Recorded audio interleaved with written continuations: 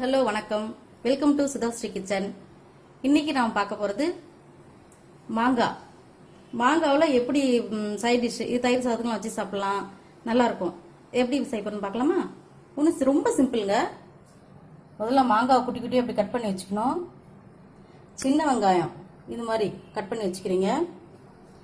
மிளகாய் பொடி, ஜீனி, உப்பு, மஞ்சத்தூள், பெருங்காயம், அவ்வளோதான். இதுக்கு தேவையான பொருட்கள் இவ்வளவுதான். இப்போ என்ன பண்றோம்னா,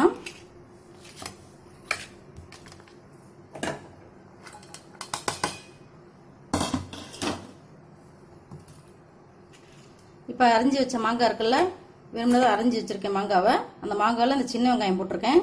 இப்போ இதுக்கு தேவையான பொருள்லாம் சொன்னேன்ல, இந்த 5 பொருளையும் இதில் போட்டுருவோம். அப்புறம் கடுகு, உளுத்தம்பருப்பு, கறிவேப்பிலை, கொஞ்சம் எண்ணெய் கூட வச்சிருக்கேன். இதை அப்படியே இதில் கொட்டுறோம்.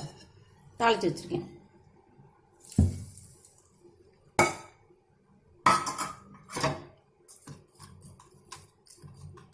இதை அப்படியே கலந்து வச்சு ஒரு அரை மணி நேரம் ஊறின பிறகு தயிர் சாதத்துக்கு வச்சு சாப்பிட்டா நல்லாயிருக்கும். வெறும்னா சாதத்துக்கு பிசைஞ்சு சாப்பிட்டாலும் நல்லாயிருக்கும். ரொம்ப டேஸ்ட்டாக இருக்கும்.